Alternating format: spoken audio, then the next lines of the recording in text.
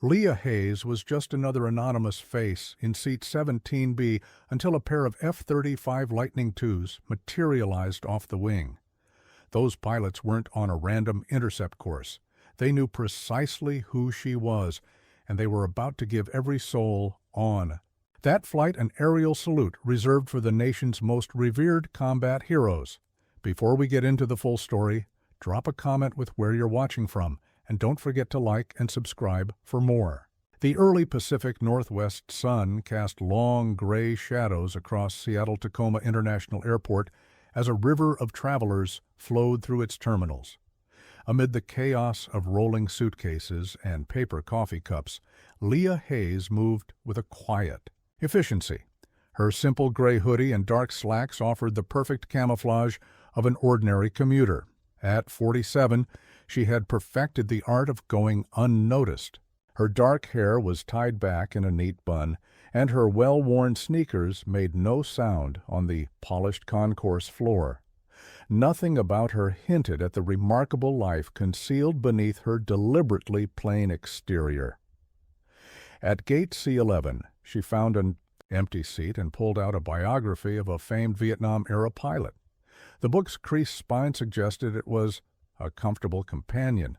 All around her, the usual gate-side drama played out.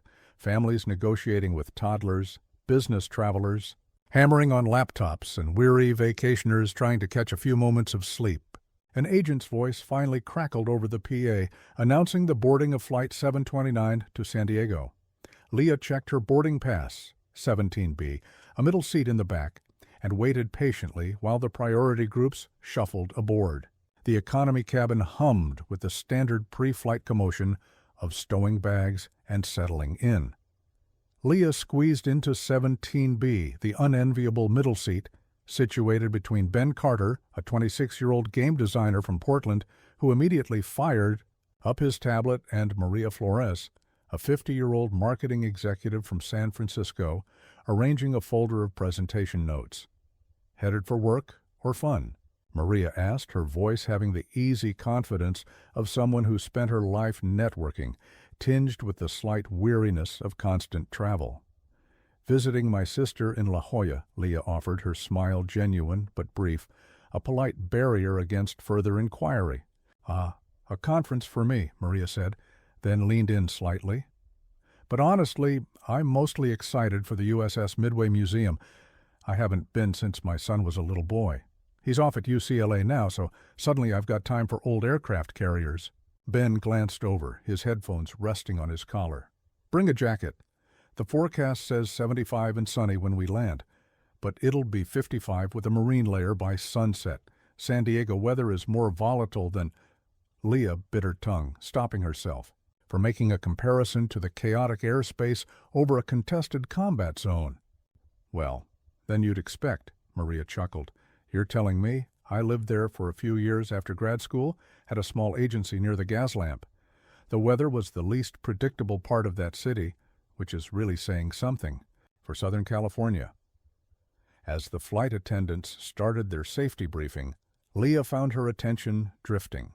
She heard the familiar words about life vests and oxygen masks, but her mind was in other cockpits, listening to other briefings where the stakes were infinitely higher. She'd sat through thousands of pre-flight checks, but these commercials, ones always felt dreamlike. So much focus on flotation devices, so little on G-suits and missile evasion. The Airbus A320 pushed back from the gate right on time, and Captain Eva Rostova's voice, calm and professional, filled the cabin. Leah detected the subtle precision in her voice, a cadence that hinted at a military aviation background. Some habits never fade. "Good morning, everyone. We are second in line for takeoff. It's a beautiful day for flying. We have clear skies all the way down the coast to San Diego, with a nice little tailwind. We should be wheels up in about 5 minutes." As the jet rumbled toward the runway, Maria started another conversation. "So, what does your sister do in La Jolla? Everyone I knew there was either in biotech or worked for the Navy." Leah gave a non-committal nod. "Something like that. My brother-in-law does consulting for defense tech firms." it was a plausible half-truth. Her actual destination was Naval Base Coronado for a series of high-level meetings with Joint Special Operations Command, but her cover required a simple family visit. That's fascinating. My ex did something similar, cybersecurity for a Navy contractor. He always joked the background check was more thorough than his annual physical. Maria laughed at her own joke. The engines whined to full power, pressing everyone back into their seats as the A320 accelerated down the runway. Leah registered the familiar sensation of thrust, though it felt almost sluggish compared to the brutal kick of a fighter's afterburner. The plane lifted off smoothly, the Puget Sound shrinking below them as they climbed out over the majestic Cascade Mountains. Cruising at 38,000 feet over the vast emptiness of Northern California, the seatbelt sign switched off. Passengers began to stir. Leah took a ginger ale from a passing flight attendant and tried to focus on her book, but she found the lives of her fellow travelers more compelling than the printed page. A few rows ahead, a young Marine in his dress blues sat ramrod straight, likely flying home on leave. His anxious energy suggested it was one of his first commercial flights after being shuttled around on military transports. Leah saw the telltale signs, the way he kept glancing at his watch, the meticulous care he took with his uniform jacket, the slight rigidity in his posture that betrayed someone used to a more disciplined environment. Across the aisle, an older gentleman in a Navy veteran's cap was asleep, his weathered hands resting on a biography of legendary pilot Robin Olds. Leah wondered what he'd flown, what battles he'd witnessed, and if he ever dreamed of younger days in distant skies when the lines between allies and adversaries seemed so much clearer. "Excuse me," Ben said, finally taking off his headphones. "I noticed you seem super calm about flying." "I get a little jittery, especially when it gets bumpy, but you're just completely relaxed." Leah chose her words with care. "I travel a lot for my job. It becomes routine after a while." "What kind of job, if you don't mind me asking?" "Consulting," she said, which was technically true. She was currently consulting on joint air-to-sea operations for Pacific Command, though the details were classified far beyond public knowledge. It's pretty dry stuff. Data analysis, reports, a lot of meetings. Maria glanced up from her presentation. "Notes. What field? I work with consultants all the time in marketing, brand strategy, market research, you name it." "Aviation," Leah replied after a beat. "Safety systems, operational efficiency, regulatory issues." Each term was meticulously selected to be both accurate and mind-numbingly dull. "Oh, that explains it. That's why you're so relaxed. Do you work with the airlines or more with the FAA?" "A mix of clients," Leah deflected. "Government, private, sector, sometimes international partners. It just depends on the contract." The conversation likely would have ended there, but Captain Rostova's voice cut in again. "Folks, we're going to make a small course adjustment here in a couple of minutes. Air traffic control has asked us to alter our flight path to stay clear of some military training exercises in the area. It's nothing to be concerned about, quite common along this route. We might even get a glimpse of some military hardware, so don't be alarmed if you see some fighter jets out your window.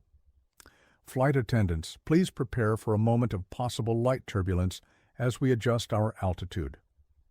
Leah's focus instantly sharpened, but she kept her expression placid. Military exercises over the California desert were common, but something about the captain's delivery felt unplanned. She looked out the window, her eyes trained to spot tiny specks at vast distances, scanning the piercing blue sky. Ben leaned toward his window, excited. "Awesome! I've never seen military jets up close from a plane before. Do you think we'll actually get a good look?" "Depends on their altitude and distance," Leah said, her voice even despite the rising sense of unease. "Military planes don't usually operate this close to commercial airways unless it's for a specific purpose." The airliner banked smoothly to the east, shifting its course by about 20 degrees. Leah calculated they were now heading toward the restricted airspace near Edwards Air Force Base. Her internal database of military installations was already running through the possibilities, and then she saw them. 2 aircraft approaching from the southeast, their shapes unmistakable to her expert eye. F-35 Lightning IIs, flying in a tight combat spread about 2 miles out. Even from here, she could make out the distinctive stealth contours, the twin tails, and the predatory grace with which they sliced through the high-altitude air. "There they are!" Ben pointed, his voice filled with excitement. "I see them!" Other passengers were now crowding the windows, phones and cameras materializing to capture the moment. The 2 F-35s were now closing the distance, maintaining a parallel track a half-mile to the port side. Leah watched with a professional curiosity as the fighters maneuvered. The lead jet was holding a rock-steady position relative to the airliner, while the wingman stayed perfectly tucked in, slightly behind and below. It was flawless formation flying, but their approach felt too deliberate, too formal. This wasn't a chance encounter during a training sortie. "Ladies and gentlemen," Captain Rostova's voice returned, and this time Leah heard a distinct note of wonder, maybe even disbelief. "We've just been contacted by the military aircraft off our left side. It seems they want to perform a flyby salute. This is highly unusual for a civilian flight. I'm not quite sure what the occasion is, but we've been cleared by ATC to hold our course and altitude while they conduct their pass." The cabin buzzed with excited murmurs. People swapped seats for a better view. Flight attendants paused their service to peek out the windows. Phones were held aloft everywhere, recording the extraordinary scene. Maria gripped Leah's arm. "A salute? What on earth for? Do they just do that for random flights?" Leah's throat felt tight. Aerial salutes were for the most solemn of honors. Fallen heroes, retiring commanders, moments of profound national significance. They were not performed for an Airbus full of tourists and business travelers.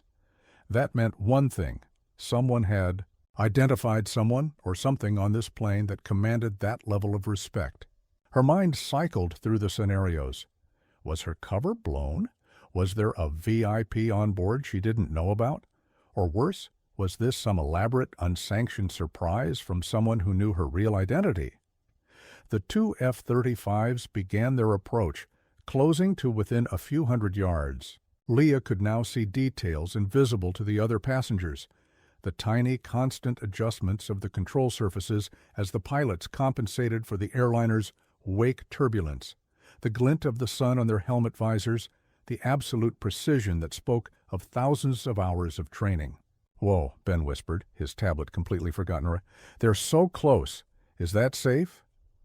"They're professionals," Leah said softly, though her own heart was hammering against her ribs.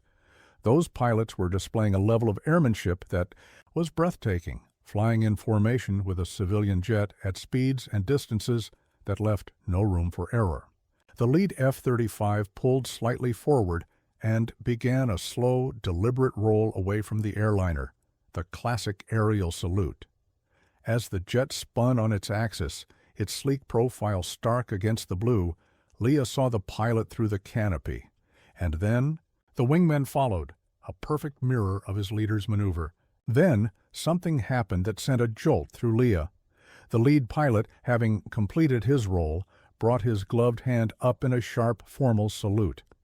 It wasn't a wave to the plane, it was a precise, targeted gesture, aimed directly at her section of the fuselage, at row 17.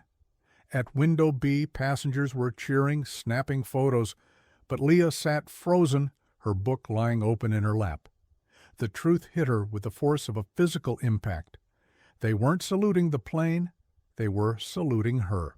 Somehow, despite all her layers of cover and carefully constructed anonymity, they knew. The flight manifest must have been cross-referenced with secure military databases, or maybe a facial recognition scan at security had flagged her. The United States Air Force knew that Colonel Leah Phoenix Hayes, a recipient of the Air Force Cross, a decorated combat veteran, and one of the most respected fighter pilots of her generation, was sitting in seat 17B on Flight 729.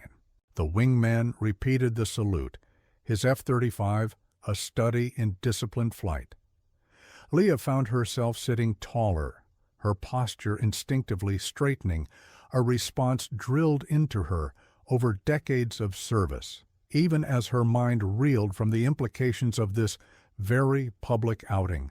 Maria was talking excitedly, her voice a mix of confusion and delight. "Leah, look at that! They're saluting us! I mean, the whole plane, but still, this is amazing. I've never heard of this.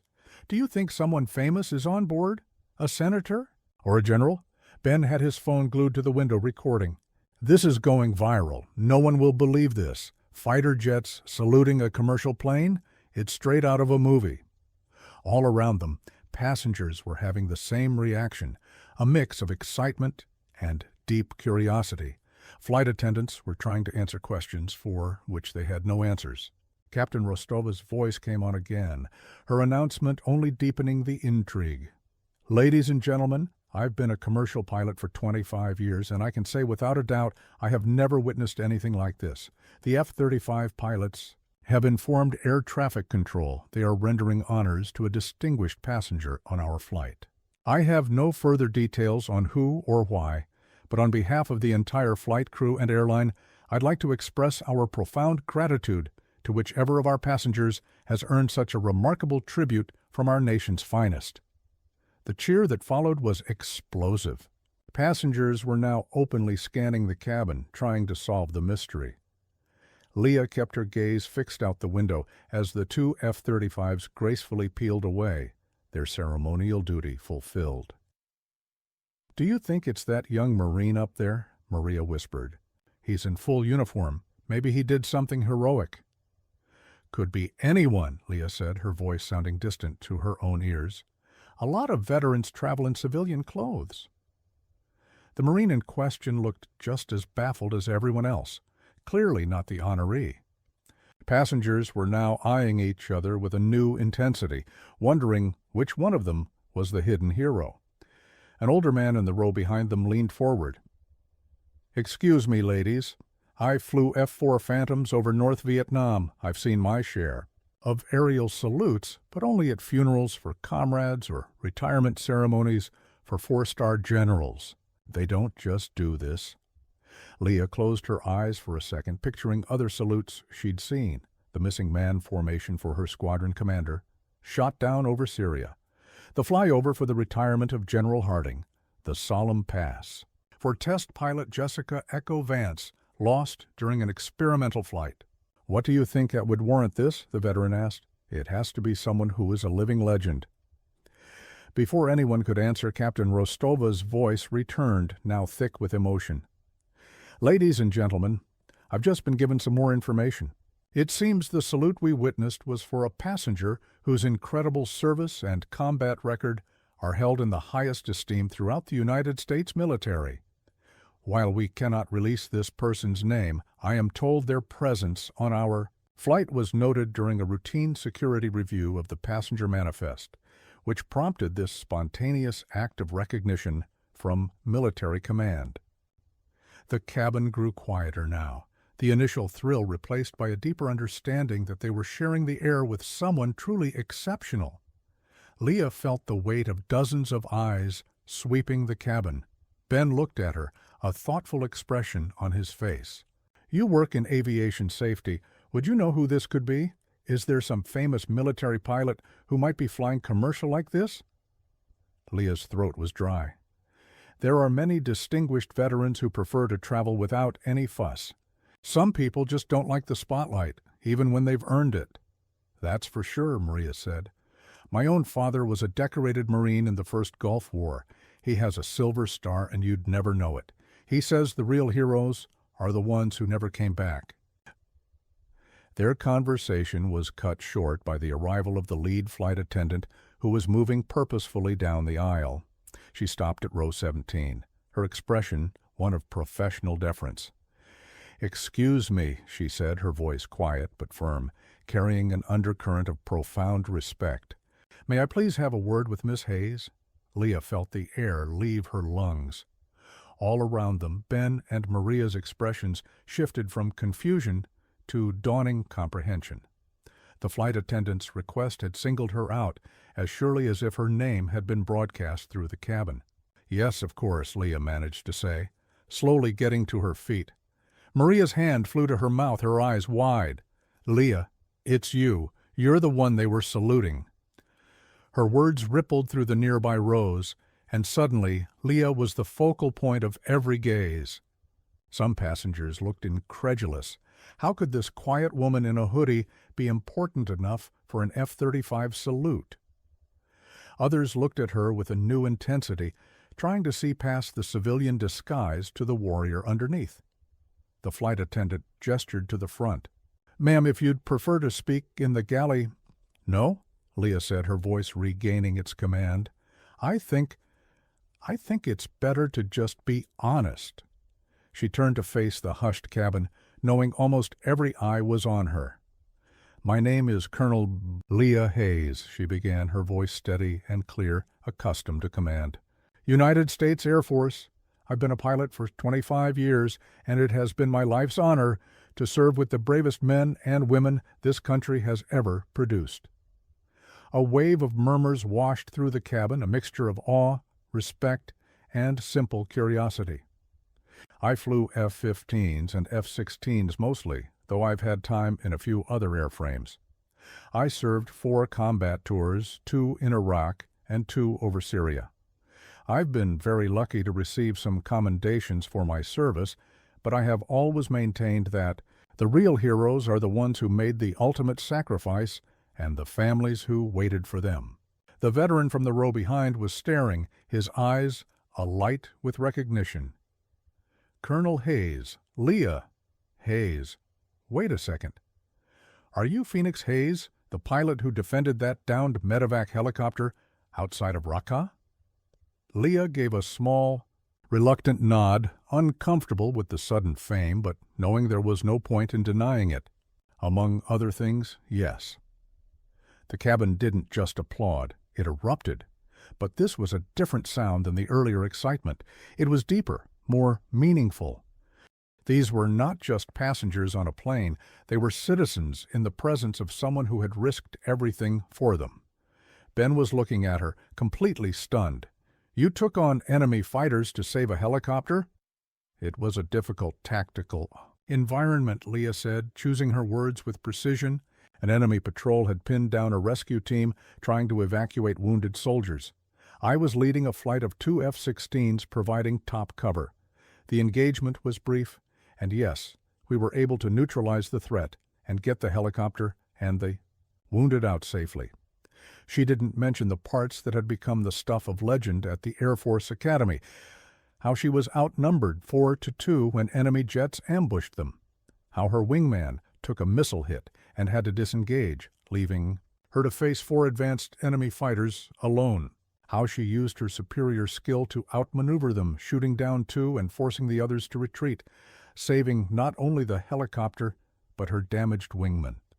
She also didn't mention the Air Force cross that resulted, or that she'd landed. Her own aircraft with barely enough fuel to taxi off the runway. Maria was looking at her with a mixture of disbelief and utter awe.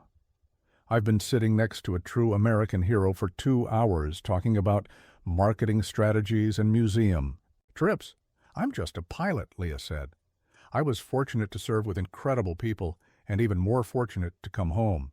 The young Marine had turned fully around in his seat. "Ma'am, it is an honor to be on this plane with you. I'm on my way to my first duty station at Camp Pendleton. I want to be a pilot someday. You're a legend." Leah felt the familiar discomfort of being praised, but she saw the sincere reverence in the young man's eyes. "What's your name, Marine?" "Lance Corporal David Chen, ma'am. Just graduated from infantry school." "Keep your head down and work hard, Lance Corporal Chen," Leah told him. "And remember, every single job in the service is critical. The pilots get the glory, but we are nothing without the infantry on the ground, the mechanics who fix our planes, the intel specialists who guide us. We are one team. Never forget that."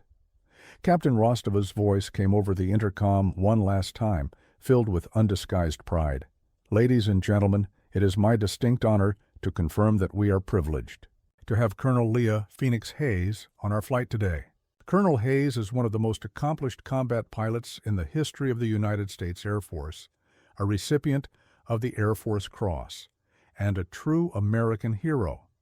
The salute we saw was a spontaneous act of respect from her fellow pilots, who saw her name on our manifest. Colonel, from all of us on this aircraft, thank you for your service." The applause that followed was deafening and long-lasting. Passengers were on their feet, some with tears streaming down their faces, clapping with a raw gratitude that filled the entire cabin. Leah stood, a small, humble smile on her face, accepting the tribute with the quiet dignity she brought to eye. Everything, though she was clearly more at ease in a high G turn than in the center of public acclaim. As the applause subsided, a distinguished-looking woman from first class made her way to Leah's row. She was in her late 70s, impeccably dressed, with sharp, intelligent eyes. "Colonel Hayes, my name is Eleanor Harding," she said, extending a hand. "My late husband was General Michael Harding. He was the commander of Pacific Air Forces in the late 90s. Leah's expression softened. "General Harding was a legend, ma'am. I studied his doctrines on air superiority at the Academy. I'm so sorry for your loss. He was a great man." "Thank you, my dear. Michael would have been so thrilled to meet you. He always said the future of our Air Force was in the hands of pilots with your kind of skill and courage." Eleanor's eyes grew misty. "Those F-35 pilots today, they weren't just saluting you. They were saluting everyone who has ever climbed into a cockpit to defend this country." As the flight continued its descent into San Diego, the atmosphere had been irrevocably altered. Leah found herself answering questions, sharing carefully, sanitized anecdotes from her career, and explaining the basics of aerial combat to captivated civilians. Ben wanted to know about pulling Gs. Maria asked about the challenges of being a woman in a male-dominated profession, the Vietnam veteran, and Leah shared a quiet moment, two aviators from different eras connected by the universal experience of flight and combat. "The technology is a world apart now," she explained to a small group that had gathered around her row. "Modern jets have capabilities that would have been pure science fiction back then, but the fundamentals never change. Situational awareness, decisive action, and trusting the person on your wing." A man from the front asked, "What's it really like? Air-to-air combat? Is it like the movies?" Leah grew quiet for a moment. "It's faster, more violent, and more confusing than any movie can capture. Most of the time it happens at ranges where you never even see the other aircraft. It's all blips on a radar screen.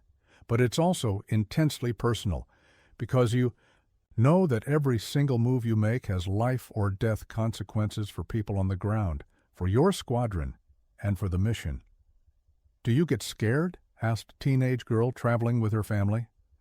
"Every time," Leah said with unflinching honesty. "Fear is what keeps you sharp. But you train so relentlessly that your actions become muscle memory.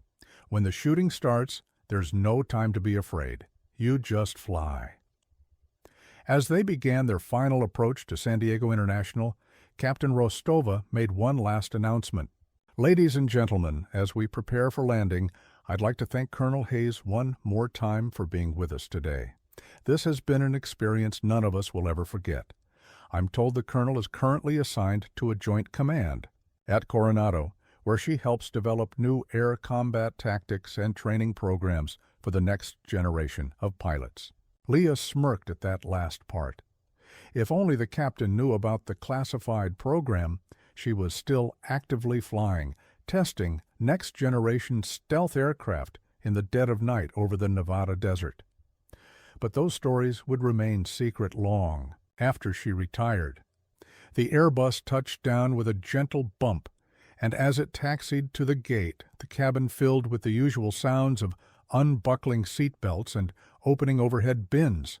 But this time, many passengers paused to shake Leah's hand, to thank her, or to simply say, "It was an honor." Maria gave her a heartfelt hug, tears welling in her eyes. "I will never, ever forget this flight. Thank you, Leah, for everything. My son is traveling in Asia this semester, and knowing there are people like you in the world watching over him, it means everything." Ben shook her hand, his admiration palpable. This was surreal. "I got on this plane worried about a software deadline, and I'm leaving having met a real hero.